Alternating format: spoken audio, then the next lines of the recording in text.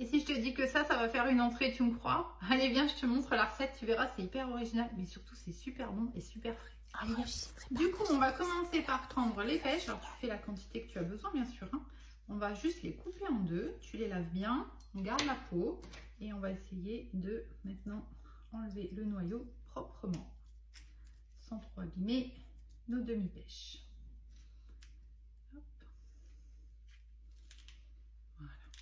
Tac. Voilà. Et tu mets ça proprement sur un petit plateau de service. Allez. Le plus dur dans l'histoire, c'est la partie avec le noyau.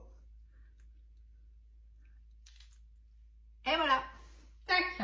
On va prendre ici notre petit tornado. On va y mettre une échalote qu'on va du coup mixer. Je te conseille de venir mettre la petite ailette, hop, voilà, qui va te permettre en fait de venir racler le fond du bol.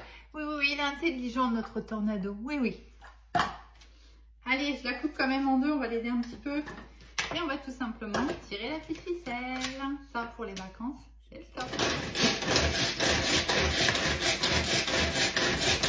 Du coup, tu auras bien compris qu'au plus tu tires la ficelle, au plus tu mixes ça.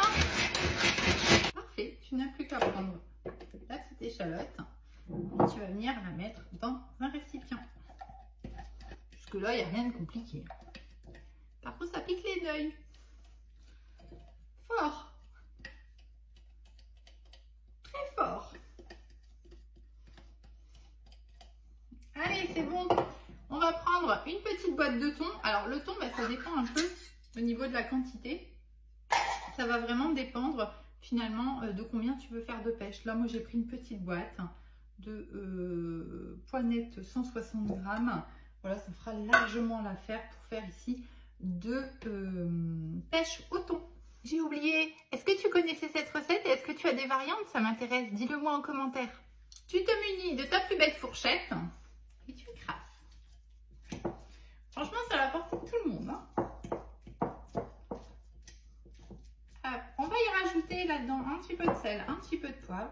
Moi, je vais mettre du persil, mais tu pourrais mettre autre chose ou ne rien mettre si tu préfères. Des petites épices, ça le fait aussi. Hein. Voilà, vous faites votre idée. Donc, vous voyez, vous émiettez grossièrement ici le thon. Donc, du persil, du sel, du poivre et une bonne cuillère de mayonnaise.